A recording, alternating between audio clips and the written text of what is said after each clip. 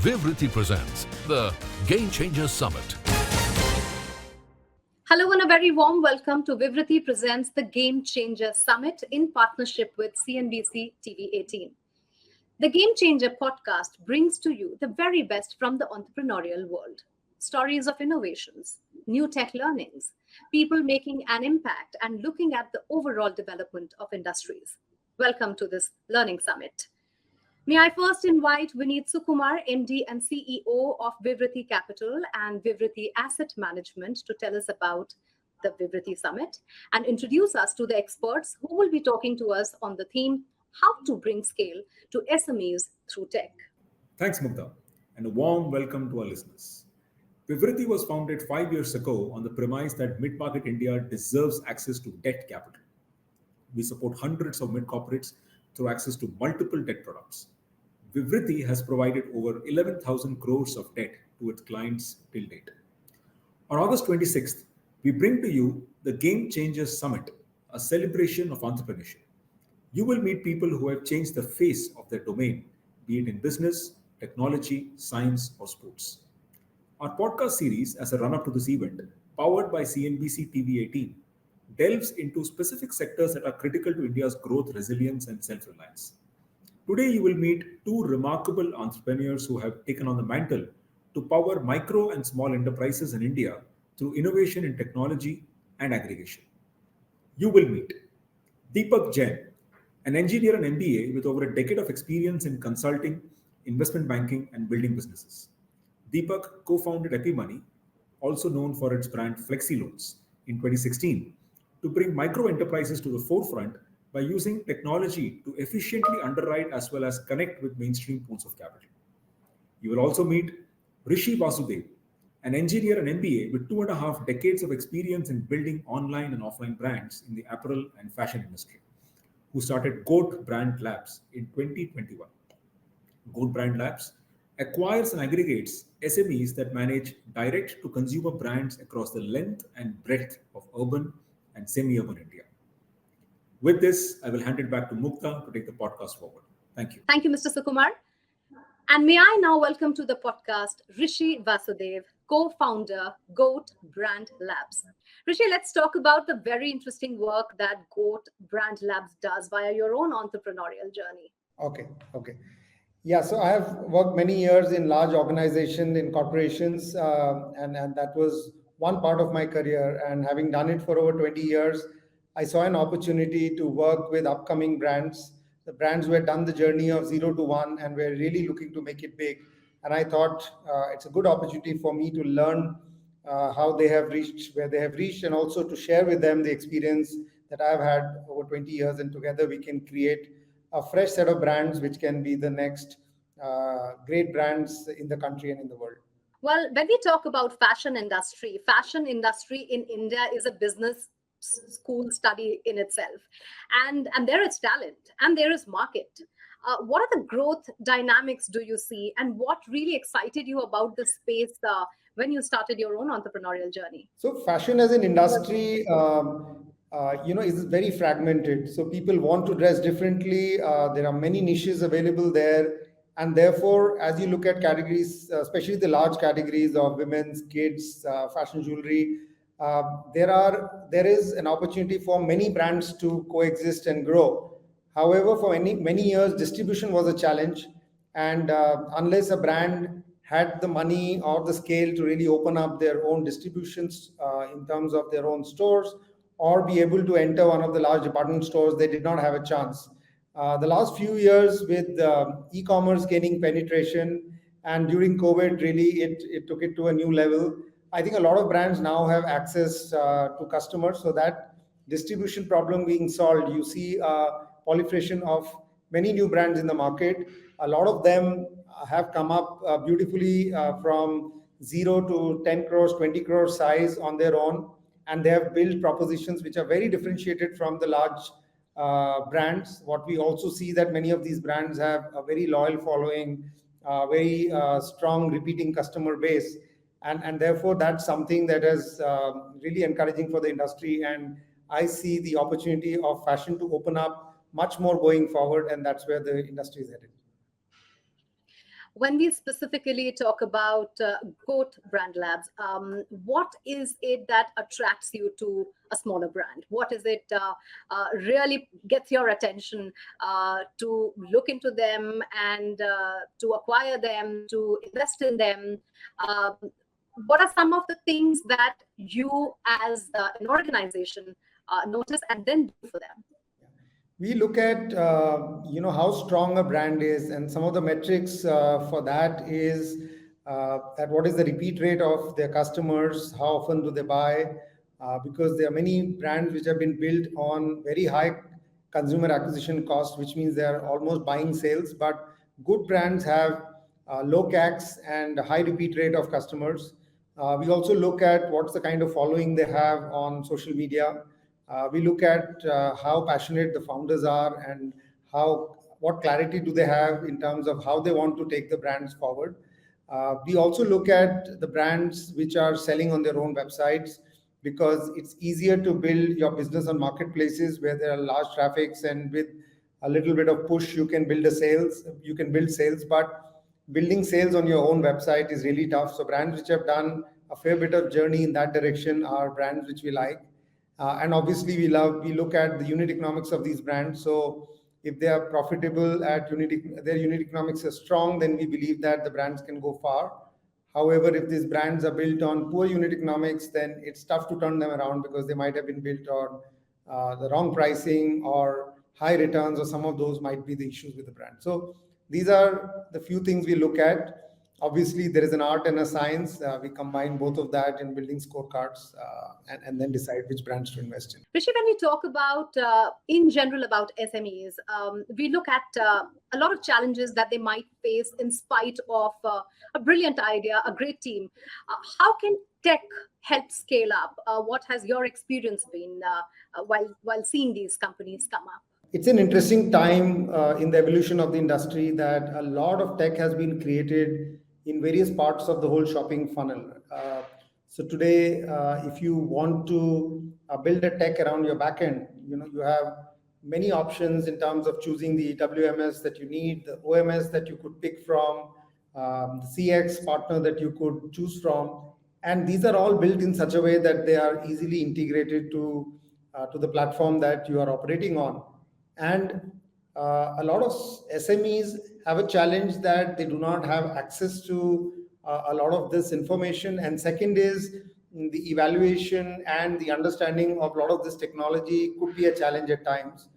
Some of these technologies also work or work better if you have scale.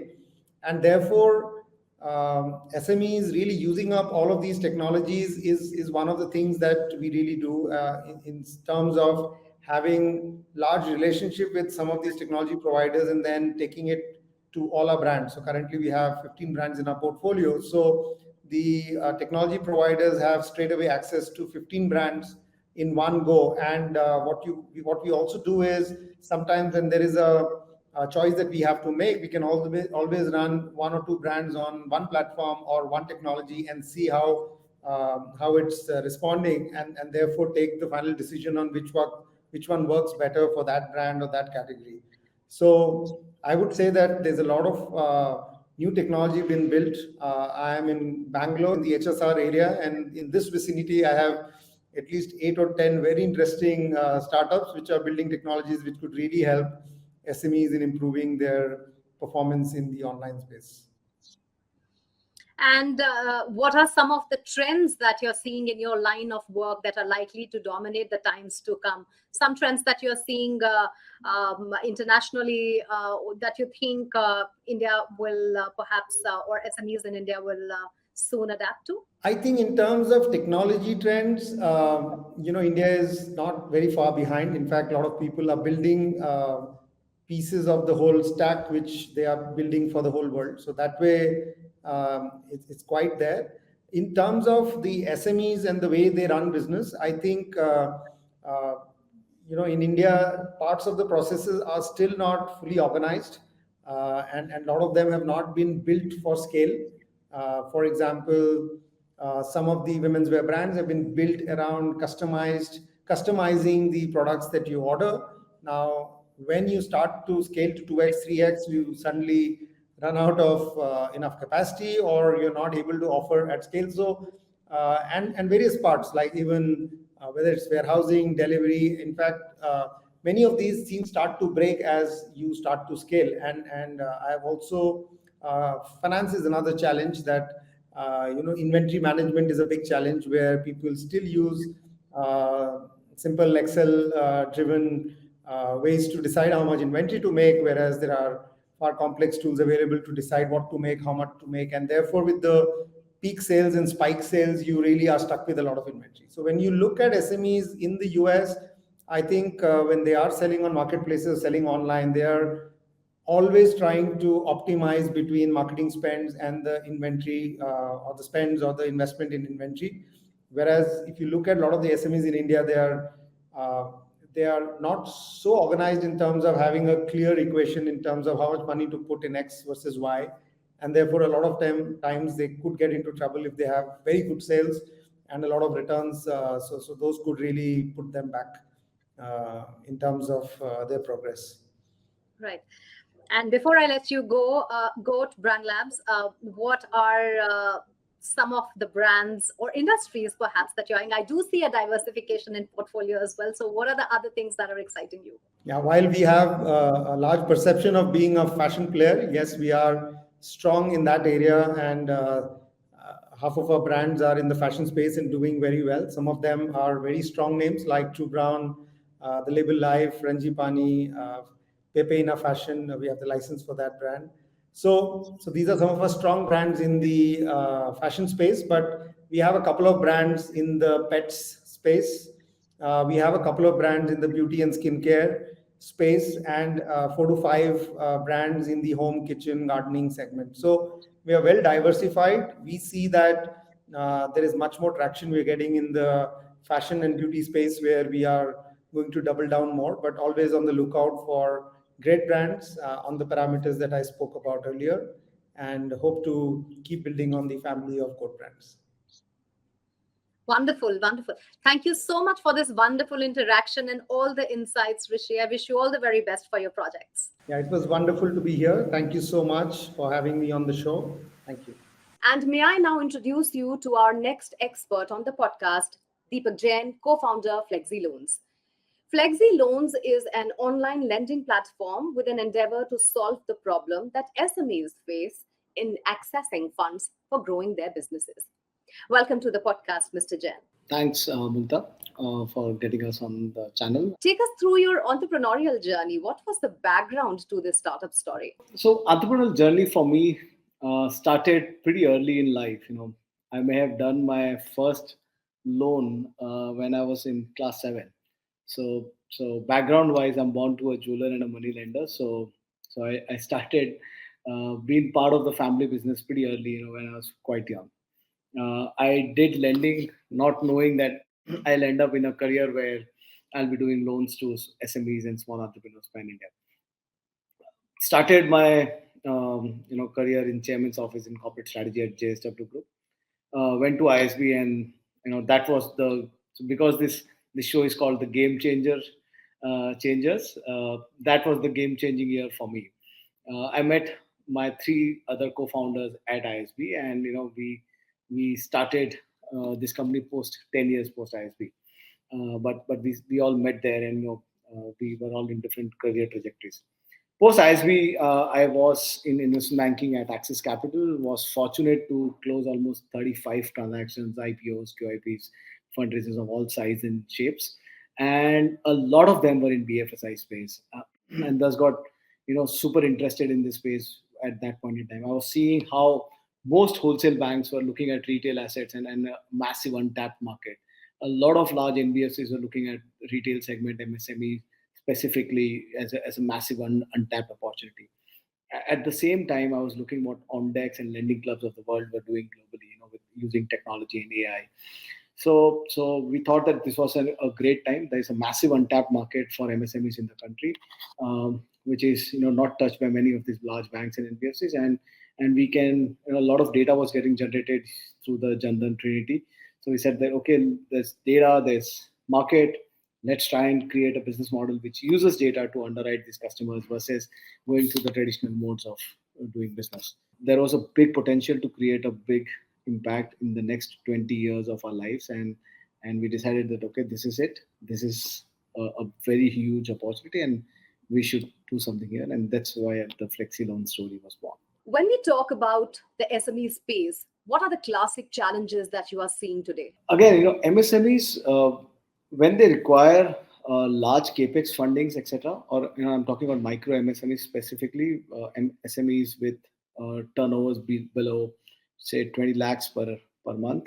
When they want to do capex, etc., they still do get formal funding. However, when they need working capital financing, even for that, they had to go to their branches or their chartered accountants and get a detailed list of documents prepared.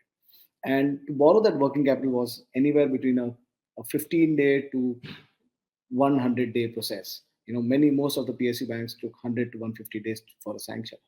And by then, their working capital requirement is already gone, because there was this opportunity for a season where they planned sales would be X, but the sales of Y much more than X, and they need working capital. So thus, they would always go to traditional friends and families mode or local money lenders for borrowing. And thus a massive informal segment existed, which is changing significantly over a period of time for this. And with families becoming nuclear and this local community touch slowing down or waning for people, it became extremely difficult for younger generations in business to actually tap into this market, and thus their dependence on informal channels of borrowings like money lenders or loan against gold, etc., increased significantly more. What Flexi Loans and Fintechs like us, what we saw this as a great opportunity, because these are all deserving candidates or deserving businesses, and we just had to figure out how to give them a loan. So we decided, we came with the concept, back then, and wrote a white paper with few of the industry stalwarts on this, of flow-based lending. And we said that, okay, these guys, there's no point of looking at their, financials for 3 years and many other things, versus we should look at their bank statements and the flows they are getting in the bank statements. There were surrogate methods of looking at the flow as well. We decided to create underwriting models basis that, and with very, very minimal documents, these MSMEs could apply for loan. We created journeys where, in literally 15 minutes, they could apply for their loans. And in either in the same day or max 24 hours from the application, they'll get a decision. And 24 hours from there, we'll check their KYCs, etc., complete the documentation process and disburse the loan. So from a process which was minimum 15 to 20 days to a process which became minimum 24 to 48 hours, was a great wow effect for these entrepreneurs, and we saw our applications grow significantly as more and more people got to know that they could apply for loans in this manner. We have done and solved problems in multiple sectors till now, and disbursed roughly 2,000 odd crores till date, 2,200 odd crores till date, almost in 1,600 cities and towns pan India. So that there is a massive market opportunity out there to be tapped into and create impact, and that's what we are trying to do. Talking now about the common thread in the Vivriti podcast, digital disruption. What fascinates you about the new tech in this space? So over the last few years, we've seen technology have a massive impact on way MSMEs do businesses. So we've seen that with UPI, right? With digital payments picking up significantly. Almost every nook and corner of the country, the smaller merchants are now accepting UPI payments, and that's the impact this government is bringing about, right? And that's one trend which impacted a lot, like the visibility of QR-based payments and digital modes of payments. What this is also doing is, when players like us, we want to lend to these merchants, we can use this data versus requesting for their detailed bank statement. So we can use the data coming from the payment aggregator of this merchant by this merchant after this merchant's consent and decide that, okay, a loan amount up to X can be given to this merchant. So that's a great development. Second is, government is constantly coming with newer and newer ideas like account aggregator. That's another game changer. With EA, with the customer's consent, you can get access to their multiple bank statements at a click. And what that will allow us will be, to further fasten the speed of decision making for us. and we can decide whether to give a loan to an MSME or not, basis that very, very quickly. Third trend is, the platforms like ONDC, etc. Again, you will see a lot of MSMEs coming to digital platforms and selling their goods online, etc. And the acceptance of online seller enhanced significantly. I must tell you here that, we were amongst the pioneers for ecosystem embedded financing in the country. We were one of the first few lenders to lend to all the online e-commerce ecosystems, to the sellers who were selling on the online ecosystems. And thus, as this MSMEs come online through platforms like ONDC, etc., we would be right there, to service them through providing the loan solutions at a click. Thank you so much for this wonderful chat and all the insights, Mr. Jain. Thank you. Well, you were tuned to a very special podcast. Vivriti presents the Game Changers Summit in partnership with CNBC TV 18.